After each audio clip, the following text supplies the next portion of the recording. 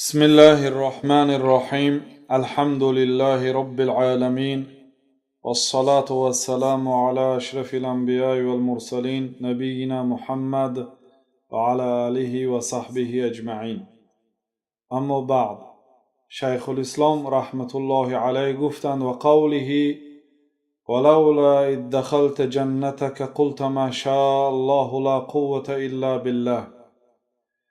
و قول الله سبحانه و تعالی که الله تعالی گفت که ولولا اذ دخلت جنتک، این حکایت از دو شخص، یکی شخص صالح یکی شخص کافر، که شخص صالح شخص کافر را نصیحت کرده، میگوید که کاش اگر تو به باغت میدر آمدی میگفتی که ماشاءالله لا قوة الا بالله میگفتی، یعنی ماشاءالله آن چیزی که الله تعالی خواست میشود میگفتی، ولا قوة الا بالله، و کاش میگفتی که ما قوت نداریم مگر آن قوتی که الله به ما داده است میگفتی. گفته نصیحت کرد. و امام شیخ الاسلام رحمت الله علیه این آیات ها را پی هم آورده استادند که در این آیات ها الله سبحانه و تعالی خود را وصف کرده است. و ما این آیات ها را که آیات ها هم مکمل نیست، شیخ الاسلام رحمت الله علیه جای شاهد را نقل کرده استادند، بنابراین ما هم فقط جای شاهد را شرح می دهیم و اصل آیات، سبب نزول آیات به اسلوب مفسرها تفسیر نمی کنیم. ولولا اذ دخلت جنتک، این سخن یک شخص به یک دوستش، به یک رفیقش که کاش تو به باغت میدانم. جنت از کلمه پنهانی گرفته شده است. برای آن جنت نامیده شده است که برای آن که وقتی که شاخه هاش تا زمین میرسد آن شخصیتی که در جنت است دیده نمی شود. باغ جنت برای همین نامیده شد که از این طرفش آن طرفش رو دیده نمی شود. برگ های درختش و شاخه های درختش به زمین می رسد از سیر حاصل بودن جنت. این چونین جنم از همین کلمه گرفته شد، برای آن که از چشم پنهان است. هر وقتا که به باغت می در آمدی کاش می گفتی که ماشاءالله آن چیزی که الله تعالی خواست می شود، یعنی تقدیر کلام، و ما قوت نداریم مگر آن قوتی که الله به ما داده است میگفتی. در اینجا اثبات صفت مشیت به الله تعالی، ماشاءالله آن چیزی که الله تعالی خواست، این دلالت میکند که الله تعالی میخواست است. لا قوت الا بالله، و این چون اثبات صفت قوت، ما قوت نداریم مگر آن قوتی که الله تعالی به ما داده است. الله تعالی خود صاحب قوت است و به ما قوت داده است، به هر بنده به قدر خود. ولو شاء الله ما اقتتل الذين من بعدهم من بعد ما جاءتهم البينات ولكن اختلفوا فمنهم من آمن ومنهم من كفر ولو شاء الله ما اقتتلوا ولكن الله يفعل ما يريد. در این آیت، این آیت دیگری هست، ولو شاء الله، اگر الله میخواست آنها جنگ نمیکردند. بعد آنها یعنی جنگ نمیکردند که ها کافرها و مسلمان ها. من بعد ما جاءتهم البینات، بعد اینکه با آنها دلیل ها و حجت های روشن آمد. ولکن اختلفوا، لیکن آنها بین همدیگر اختلاف نظر کردند. فمنهم من آمن و منهم من کفر، بعضی ها ایمان آوردند به الله تعالی و بعضی ها به الله سبحانه و تعالی کافر شدند. ولو شاء الله ما اقتتلوا، اگر الله میخواست آنها جنگ نمیکردند. ولكن الله يفعل ما يريد، لیکن الله تعالی میکند هر کاری که خواست. در اینجا اثبات صفت مشیت به الله تعالی. ولو شاء الله، اگر الله تعالی میخواست آنها جنگ نمیکردند. بعد در ادامهش که ولو شاء الله ما اقتتلوا، اگر الله تعالی میخواست آنها جنگ نمیکردند. ولكن الله يفعل ما يشاء، لیکن الله تعالی اجرا کرد. این اثبات صفت فعل، یعنی الله تعالی فعل دارد، کار میکند. یفعل ما یرید، هر چیزی که خواست آن را اجرا میکند الله تعالی. اثبات صفت خواهش و اثبات صفت فعل به الله سبحانه و تعالی. ان الله یحکم ما یرید. در دیگر آیت الله تعالی گفت که الله تعالی حکم میکند هر چیزی را که خواست. اثبات صفت خواهش و اثبات صفت حکم. الله تعالی حکم میکند این حلال است، این حرام است، این واجب است، این مکروه است. گفته الله تعالی حکم میکند. اثبات صفت حکم و اینچون اثبات صفت ارادت یعنی خواهش. چون که این صفت ها را معتزله و جهمیه ها و اشاعره اثبات نمی کنند و اثبات کنند هم مانند اشعری ها اثبات ناقص است. فمن یرید الله ان یهدیه یشرح صدره للاسلام و من یرید ان یضله یجعل صدره ضیقا حرجا کانما یصعد فی السماء. الله تعالی میگوید که کسی را که الله تعالی هدایت او را خواهد قلب او را به اسلام میکشاید، دلش منشرح الصدر میشه، دلش روشن کشاده میشه. و کسی را که الله تعالی خواهد که گمراه کند قلب او را تنگ میکند. حرجن تأکید کلمه ضیقا یعنی تنگ میکند. کانما یصعد فی السماء گویا که به آسمان میبراید. ولی به کوه برآمدن هم اگر کوه بلندی راست باشد یا مشقت دارد، حالا که شما یک چیزی دارید که به او چسبیده میبراید، این کوه هست. انسان وقتی که به بلندی میبراید در حقیقت مشقت است، نفسهایش میگردد. کسی که الله تعالی او را گمراه کرده است وقتی که او را دعوت به این دین مقدس اسلام میکنه گویا که به آسمان میبرآمده باشد، تنگی را مییابد، نفسهاش میگردد. برای چی؟ برای آنکه او را الله تعالی هدایت نکرد با حکمت خود. در اینجا اثبات صفت ارادت خواهش. اهل بدعت از معتزله و جهمیه ها و پیروان آنها میگن که الله تعالی نمیخواهد. برای آنکه ما میخواهیم الله تعالی مگر خواهد این به مخلوق ها مانند میشه، بنابراین الله تعالی نمیخواهد. میگن الله تعالی خود را در قرآن وصف کرده است که الله تعالی میخواهد. فمن یرید الله ان یهدیه کسی را الله تعالی هدایتش را خواهد یشرح صدره للاسلام قلب او را به اسلام میکشاید. با محبت آمده درس گوش میکند، با محبت طهارت میکند، با محبت مسجد میرود، ذکر میکند، یک محبت عمره میکند، حج میکند، زکات میدهد، یک با محبت اجرا میکند عملهای شریعت را. با آمدن رمضان خوشنود است. و من یرید ان یضله کسی را که الله تعالی خواهد که او را گمراه کند قلب او را تنگ میکند. اینجا اثبات صفت خواهش گویا که به آسمان میبرآمده باشد.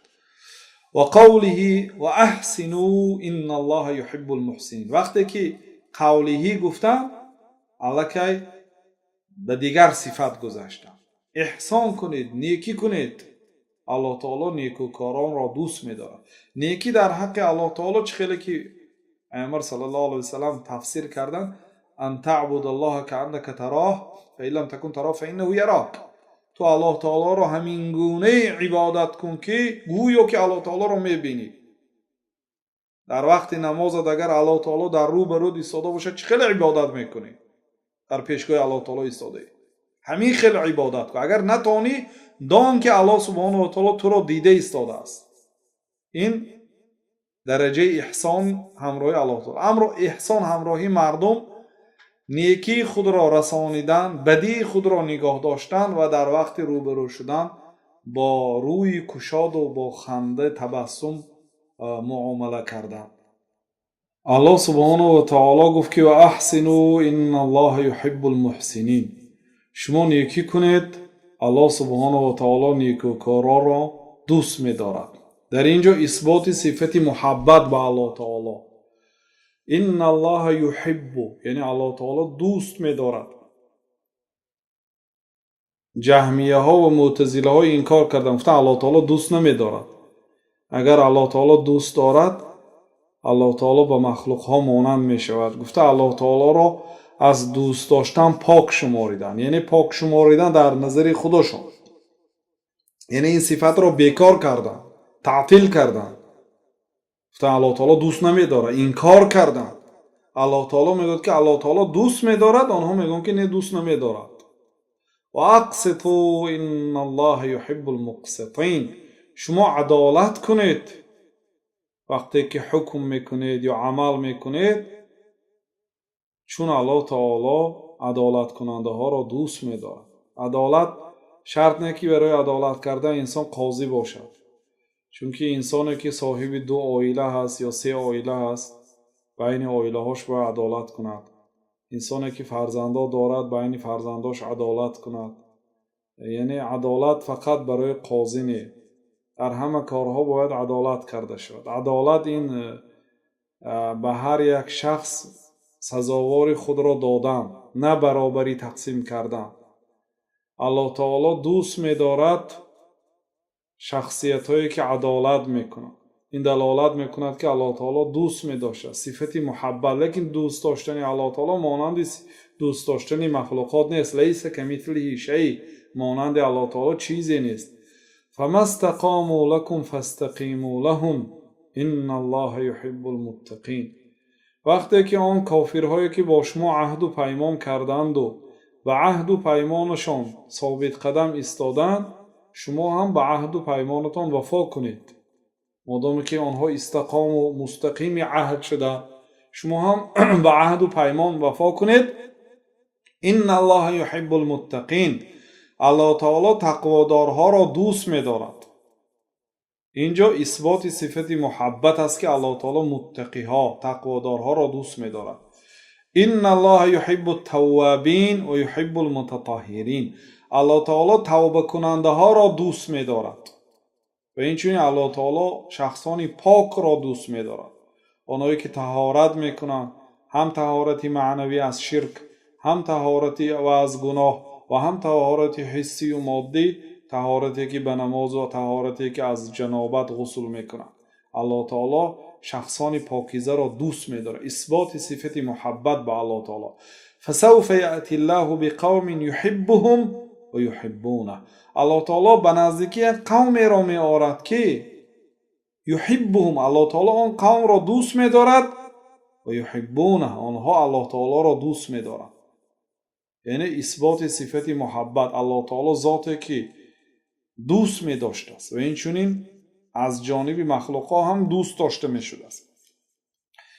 اثبات صفت محبت به الله تعالی. ان الله يحب الذين يقاتلون في سبيله صفا كأنهم بنيان مرصوص، الله تعالی دوست می دارد آنهایی که در راه الله تعالی صف کشیده، مانند تیر، مانند عمارت راست صف میکشند که در صف آنها در آبرو نیست، جای خالی نیست. صف را مستحکم میگیرند در وقت جنگ. الله تعالی آنها را دوست می‌دارد. اثبات صفت محبت برای آنهایی که در راه الله تعالی جهاد میکنند و صف را مکمل میکنند و پر میکنند. قل ان کنتم تحبون الله فاتبعوني يحببكم الله ويغفر لكم ذنوبكم. بگو ای پیغمبر، الله تعالی میگوید بگو ای پیغمبر به آنهایی که دعوا کردند که ما الله تعالی را دوست می‌داریم، این کنتم تحبون الله، اگر شما الله تعالی را دوست می‌داشته باشید، فاتبعونی، شما پیروی از سنت من کنید، یحببکم الله، در نتیجه الله تعالی شما را دوست می‌دارد. این دلیل است برای آن که کسی که پیروی از سنت پیامبر صلی الله علیه و سلم کند، الله او را دوست می‌دارد. یکی از سبب‌هایی که الله تعالی شما را دوست دارد، اگر خواهید که الله تعالی شما را دوست دارد، پیروی به سنت پیامبر صلی الله علیه و سلم کنید. فاتبعونی یحببکم الله، شما مرا پیروی کنید، الله تعالی شما را دوست می‌دارد. اثبات صفت محبت به الله تعالی. و یغفر لکم ذنوبکم، وقتی که شما پیروی از سنت من میکنید، هم در نتیجه الله تعالی شما را دوست می‌دارد، هم فقط برای پیرویتون الله تعالی گناهاتون را میبخشد. یعنی برای گناه بخشیده شدن فقط توبه و استغفار شرط نیست. گاه عملی صالح شما سبب میشد که الله تعالی گناه شما را بدون توبه میبخشد. عملی خیر میکنید عملی گناهتان محو میشد، یا به نماز میرید به هر یک قدم ماندگیتان یک گناه بخشیده میشد و برداشتید یک ثواب نوشته میشد. همین گونه. و قوله رضی الله عنهم و رضوا عنه، الله تعالی از آنها راضی شد و آنها هم از الله تعالی راضی شدند. اثبات صفت راضی شدن و قوله گفتم به جا بریم، صفت رضا و گذاشت، یعنی الله تعالی از بعض مخلوقاتش راضی می شده است. و رضوان من الله اکبر، از همه بزرگترین نعمت این است که الله از شما راضی باشد. از همه مصیبتی کلام این است که الله به شما غضب کند. الله تعالی از ما راضی شد و ما غضب نکند. این اثبات صفت رضا. و قوله بسم الله الرحمن الرحیم، و این چنین قول الله تعالی که بسم الله الرحمن الرحیم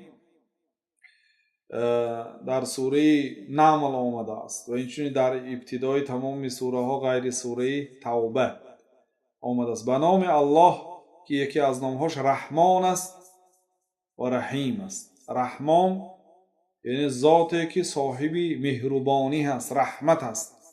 رحیم ذاتی که رحم میکند. ابن القیم گفتن که رحمان این صفت الله هست، رحیم یعنی اجرایشی رحمت از جانب الله تعالی اجرا کرده، مهربان است. رحمان دنیا گفتن یا رحیمهما، رحمان دنیا هست، یعنی در دنیا مهربان است، حتی به وحشی ها رحم کرده است که پایش را میبردارد تا اینکه فرزندش را زیر نکند. حیوانی وحشی است و فرزندش رحم دارد. اینچنین کافر است و فرزندش رحم دارد. و الله تعالی به کافرها هم در این دنیا رحم کرده است. لیکن رحیمی او فقط برای مؤمنان هست که آنها را هدایت کرده است و به جنت می‌درآورد. یعنی در اینجا اثبات صفت رحمت، مهربانی.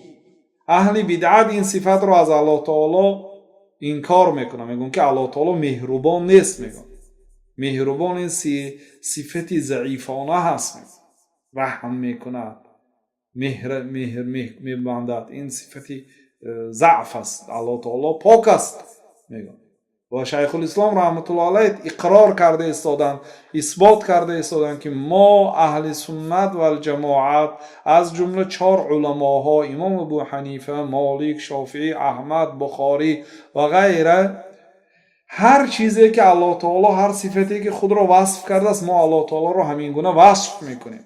چه خیلی که الله تعالی در قرآن خود را وصف کرده است، ما الله تعالی را همین گونه وصف میکنیم و بیکار نمیکنیم صفاتهای الله تعالی را که مادامی که خود را وصف کرده. الله تعالی خود را بسم الله الرحمن الرحیم گفته وصف کرده، به نام الله که یکی از نامهاش با رحمان است و رحیم است. از این نامها صفت اشتقاق کرده می شود، یعنی صفت رحمت، صفت مهربانی.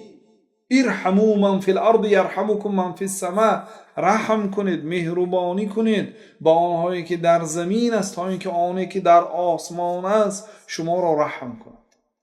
ربنا وسعت كل شیء رحمتا و علما، پروردگارا رحمتی تو تمام چیز را وسیعی کرده است و علما. از همه وسیعترین صفت الله تعالی این صفت رحمت و صفت علم الله تعالی. ربنا وسعت كل شیء رحمتا و علما، پروردگارا وسیعی کرده است رحمتی تو و علمی تو تمام چیز را. رحمت الله تعالی به همه چیز میرسد. حالا این رحمتی که در این دنیا الله تعالی گذاشته است که به همین رحمت کافرها بین همدیگر، وحشی ها بین همدیگر رحم میکنه، این از 101 جزء از رحمت الله تعالی هست. 99 رحمت الله تعالی روز قیامت اجرا کرده میشه. الله تعالی بسیار ذات رحیم است و این چون علم الله تعالی هم وسیع است. اثبات صفت رحمت و اثبات صفت علم و وسیع بودن این صفت ها در الله تعالی، یعنی بی نهایت این صفتش صفت بزرگ است، وسیع است. و کان بالمؤمنین رحیما، و الله تعالی به مؤمن ها با رحمتی مخصوص دارد، چون که آنها را هدایت کرد، آنها را به جنت می‌درآورد. رحمتی مخصوص است. اثبات صفت رحمت. کتب ربکم علی نفسه الرحمه، پروردگار شما بر نفسش فرض گردانید مهربانی کردن را. رحمت، مهربانی کردن، این را به خود حتمی گردانید که الله تعالی مهربان است. اگر به یک شخص غضب کردنش بیاید یا رحم کردنش بیاید، رحمتش غضبش را مسابقه من غلبه میکند. یا انسان گناه کرد، الله تعالی میتواند برای او غضب کند چون گناه کرد، میتواند او را عفو کند و رحم کند. بیچاره نفسش گناه را خواست و امکانیت پیدا نکرد، خودداری کردن نتوانست، گناه کرد. رحم کند یا عذاب دهد، رحمتش غضبش را غلبه میکند. و هو الغفور الرحیم. الله تعالی غفور است، یعنی گناه را اگرچه بزرگ است مغفرت میکند، اگرچه بسیار است مغفرت میکند. رحیم است، مهربان است. اثبات صفت ستر، پوشیدنی عیب و گناه و بخشیدنی آن، و اثبات صفت مهربانی. فالله خیر حافظا و هو ارحم الراحمین. حضرت یعقوب گفتن که الله تعالی بهترین محافظت کننده و او مهربان ترین مهربان ها. از الله تعالی دیده دیگر مهربان نیست. بنابراین پیامبر صلی الله علیه وسلم وقتی که در جنگ، بعد جنگ یک زنی را دیدند که در بین مرده ها فرزندش را می جست، یا فرزندی را می برداشت، دید که مردگی هست، ناز می دید که فرزندش نیست، می گذاشت.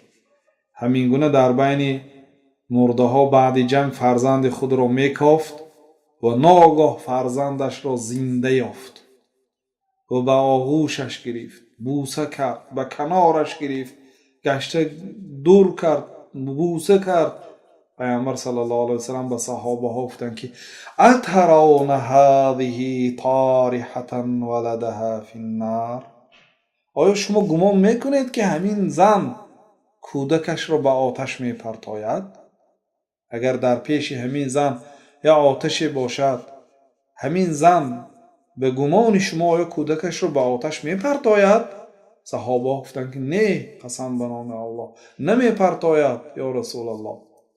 بعد پیامبر صلی الله علیه وسلم گفت که والله لله ارحم بعباده من هذه بولدها، قسم به نام الله، الله از همین زنک به فرزندش به بندگاش دیده مهربانتر است.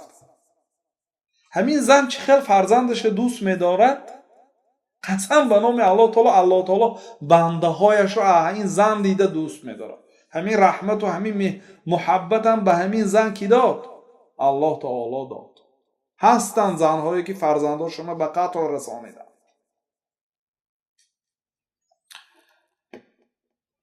فالله خیر حافظا و هو ارحم الراحمین. بعد شیخ الاسلام رحمت الله علیه گفتند که و قوله و من یقتل مؤمنا متعمدا فجزاؤه جهنم خالدا فیها و غضب الله علیه و لعنه. و این چونی قول الله تعالی در حق آن شخصی که مؤمن را به قتل میرساند، کسی مؤمن را به قتل رساند قصداً، یعنی از اینجا برآمد شخصی که سهواً به قتل میرساند، ندانسته، قصداً نه، با نیت نه. کسی که قصداً یعنی نیت کرده قتل مؤمن را به قتل رساند، فجزاؤه جهنم، جزای این انسان جهنم است. خالدا فیها، در جهنم دور و دراز می ایستد. و غضب الله علیه، الله تعالی به او غضب میکند. و لعنه، الله تعالی او را لعنت میکند. در اینجا اثبات صفت غضب به الله تعالی که اهل بدعت گفتن که الله تعالی غضب نمیکند، انکار کرده این صفت را. الله تعالی خود را وصف کرده است. الله تعالی زیبا سخن میکند، الله تعالی فصیح است.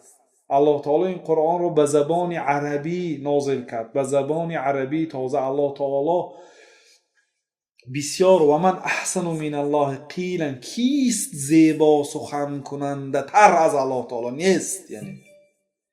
یگان شخصی نیست که از الله تعالی دید خوش و رو سخن کند.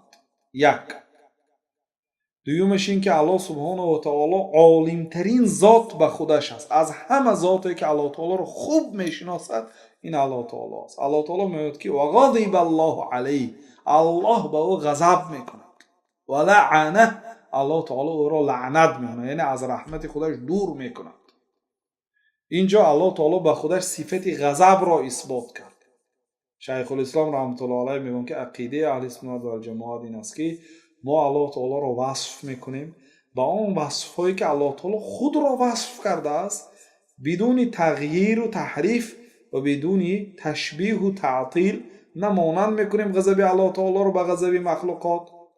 مخلوق اگر غضب کند مثلا در رویش خون جمع می شود، آوازش بلند می شود، رگهای گردنش می براید. یعنی ما غضب الله تعالی رو به غضب مخلوق برابر نمی کنیم، مانند نمی کنیم و غضب الله تعالی رو بیکار هم نمی کنیم. نمی گوییم که الله تعالی غضب نمی کند، به غضب مخلوقات مانند هم نمی کنیم.